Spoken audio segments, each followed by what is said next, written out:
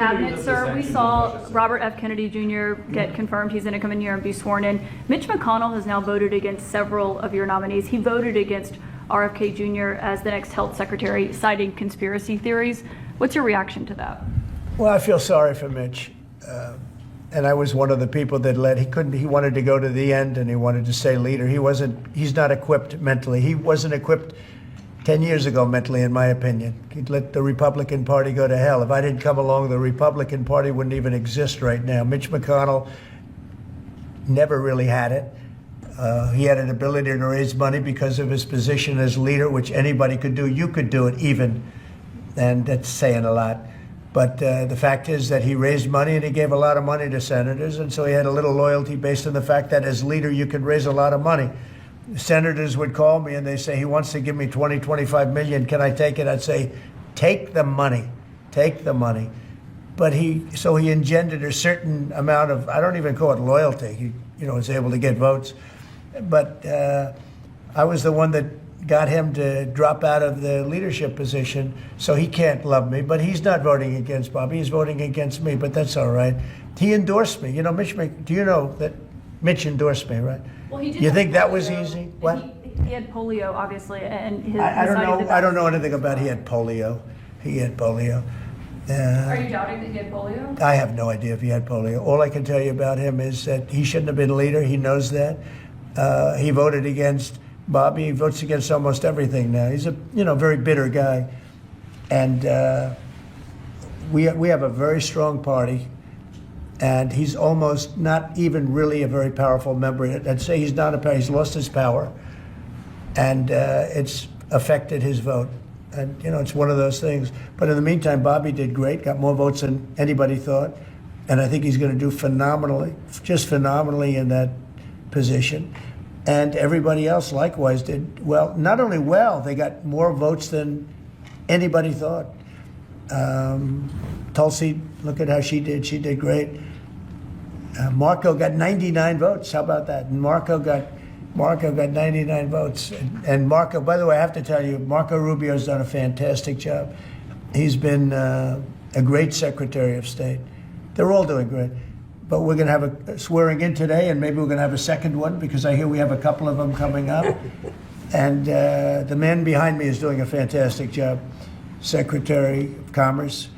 And I think you're going to see something very big come from today's signing. This is going to be a very important signing. Okay? People are in danger. This is a different world today. It's a different world. They need our protection. Yes. You mentioned Elon Musk and the efforts that he's undertaking with your authority. You granted him new authority this week. Will he secure any new government contracts while he is working on Doge? No, not if there's a conflict. If there's no conflict, I guess what difference does it make? But we won't let him do anything having to do with the conflict. Are you personally checking to make sure there's no conflicts of interest? Yeah, I am. He answers to you. Sure, he does. First of all, he wouldn't do it, and second of all, we're not going to let him do anything where there's a conflict of interest. Mr. President, your negotiations with the EU there's discussions ongoing already. How quickly do you expect that you'll hear back from them about any of these other measures? I can't tell you. Yeah, the EU's been very nasty. It's just been. They haven't treated us properly. Look, we were great to them on NATO. Essentially, it's a similar group of countries. When I came in, my first term, I raised their fees. I mean, they were not paying. We were paying for, in my opinion, almost all of NATO. And now, I had the bad moment with the press where the press said, well, does this mean you won't protect them? And I said, I won't protect them if they're not paying. But because I said that, the Secretary General, as you know, said it was the greatest thing he's ever seen because the money came pouring in. But they don't treat us right on trade. They don't treat us right on the military either. I mean, if you look at Ukraine, we're in for probably $200 billion more than Europe. Why are we in for more than Europe? We're in for more than Europe. I mean, think of it, or NATO. I mean, let's call it NATO because Canada's in. By the way, Canada is just about the lowest payer.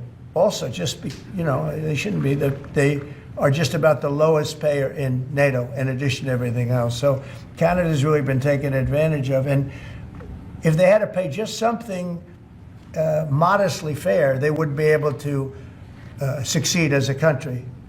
And that's why I feel they have to become a state. Yes, ma'am. It's been very pretty President, critical of- is it your expectation that partners will offer major concessions and that you actually don't end up applying those tariffs?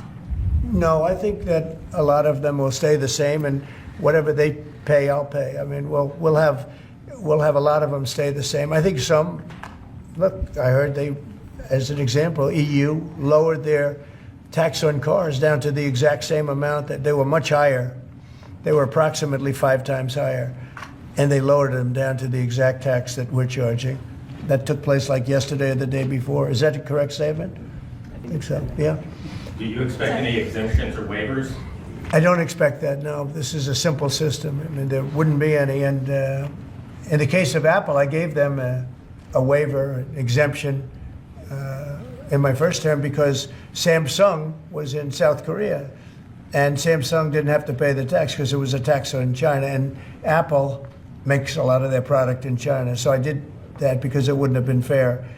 But now this applies to everybody across the board. This is a much simpler way of doing it, much better way. Did you you had that major call yesterday with President Putin of Yeah. Russia. President Zelensky responded today basically saying any agreements they won't accept unless they're made with Ukraine. Will Ukraine have a seat at that table for those Of negotiations? course they would. I mean, they're part of it. We would have Ukraine, we would have Russia, and we'll have other people involved too. A lot of people, a lot of forks in the a lot of forks in this game. I'll tell you what. This is a very interesting situation, but the Ukraine war has to end.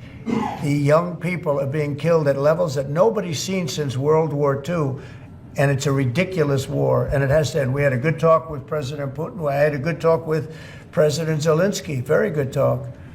And somebody said, oh, I should have called Zelensky first. I don't think so. I mean, we have to find out whether or not Russia wants to make a deal. I know that Zelensky wants to make a deal because he told me that. But I now know that Russia wants to make a deal. Did you ask Secretary Hegseth to walk back his comments yesterday saying Ukraine won't join NATO and won't go back to pre-2014 No, borders because no, those I are didn't, no. bargaining chips you could use? No, I didn't. Somebody told me to, but I thought his comments were good yesterday, and they're probably good today. They're a little bit softer, perhaps, but I thought his comments from yesterday. I thought his comments yesterday were pretty accurate. I don't see any way that a country in Russia's position could allow them, just in their position, could allow them to join NATO. I don't see that happening. And long before President Putin, Russia was very strong on the fact that I believe that's the reason the war started, because Biden went out and said that they could join NATO, and he shouldn't have said that. As soon as he said that, I said, you know what? You're going to have a war now, and I was right about that. This is a war that would have never happened if I were But you president. don't think it's President Biden's fault, not President Putin? I mean, he's the one. I think who made Biden it. is incompetent, and I think when he said that they could join NATO, I thought that was a very stupid thing to say. I thought when he said, well, it depends if it's a minor incursion. In other words, it's okay if Russia does a minor incursion. I thought that was a very foolish thing to say. President, when should we expect on auto? Got it started. The other thing that got it started was how badly Milley and these stupid people, the bad generals, how badly they did with Afghanistan. I was going to pull out, but we were pulling out with dignity and strength, and we were going to take our equipment with us and everything else.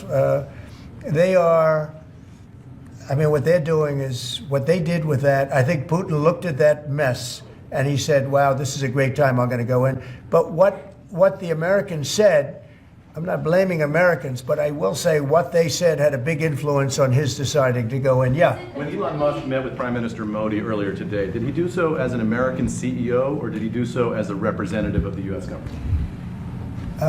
Are you talking about me? No, Elon Musk. Elon, I don't know. They met, and I assume he wants to do business in India.